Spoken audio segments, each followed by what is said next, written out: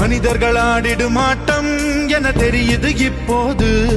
இது ஆண்டவன் ஆடிடும் ஆட்டம் என தெரிவது எப்போது.